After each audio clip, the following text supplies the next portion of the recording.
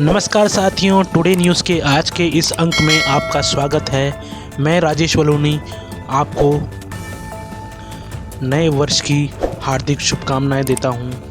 तो आज हम बात करेंगे एक ऐसे मुद्दे के बारे में जो आजकल सोशल मीडिया पर पूरी तरह से छाया हुआ है। अभी हाल ही में सोशल मीडिया और कुछ समाचार चैनलों पर यह खबर प्रसारित हुई कि शिवसेना यूबीटी के नेता संजय राउत की पार्टी कार्यकर्ताओं द्वारा मातोश्री में पिटाई की गई और उन्हें एक कमरे में बंद कर दिया गया। हालांकि इस घटना की हम ऑफिशियल पुष्टि नहीं कर सकते और न ही संजय राउत या पार्टी के किसी वरिष्ठ नेता ने इस पर टिप्पणी की है। गौरतलब है कि संजय राउत भारतीय राजनीति में एक बहुत ही विवादास्पद इंसान है और उनकी बयानबाजी और बड़बोलेपन के लिए वह बहुत प्रसिद्ध है।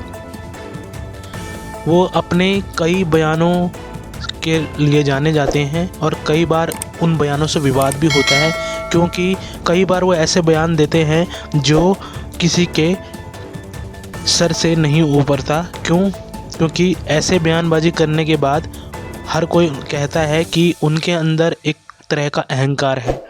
जानकर तो ये भी मानते हैं कि शिवसेना में उद्धव ठाकरे का पतन संजय राउत की रणनीतियों के कारण ही हुआ है। संजय राउत की ही रणनीति थी जो कांग्रेस और एनसीपी से मिलकर सरकार बनाने की कवायद जब उद्धव ठाकरे ने की थी। अब हम यह नहीं कह सकते कि यह खबर यह सच है या नहीं है, लेकिन इस बात को हमें मानना पड़ेगा कि अगर कहीं आग लगा है तो धुआं भी वहाँ से उठता ज़रूर होगा। अब इस खबर की पुष्टि करने के लिए हम यह नहीं कर सकते कि हम मेन स्ट्रीम मीडिया में ये खबर कितना दिखाई गई है कितना नहीं दिखाई गई है, लेकिन सोशल मीडिया पे तो हम कह सकते हैं कि इसकी चर्चाएं तेज़ हैं। और कहा जाता है कि हालांकि इस की पुष्टि ने कहा है कि लोगों ने कहा है कि भाव तोरसेकर जो एक बहुत वरिष्ठ पत्रकार हैं महाराष्ट्र के, उनके द्वारा कहा गया, लेकिन उन्होंने भी डायरेक्टली कुछ नहीं कहा है। लेकिन अब हम यह भी कह सकते हैं कि क्या यह कोई षड्यंत्र हो सकता है शिवसेना यूबीटी को कमज़ोर करने के लिए, क्योंकि अक्सर यह देखा गया है कि संजय राउत के समर्थक गुट अलग हैं और शिवसेना में उद्धव ठाकरे के जो पर्सनल असिस्टेंट या पीए हैं मिलिंद नार्वेकर, उनकी लोकप्रियता बढ़ती जा रही है और संजय राउत इससे बहुत परेशान हैं। वे जो नार्वेकर जी हैं वे भाजपा के साथ संबंध सुधारने की अपनी एक वकालत कर रहे हैं, जबकि संजय राउत अब भी कांग्रेस और राष्ट्रवादी कांग्रेस पार्टी के साथ गठबंधन के पक्षधर हैं। इसी विचारधारा के टकराव के कारण यह विवाद का मुद्दा बन गई है।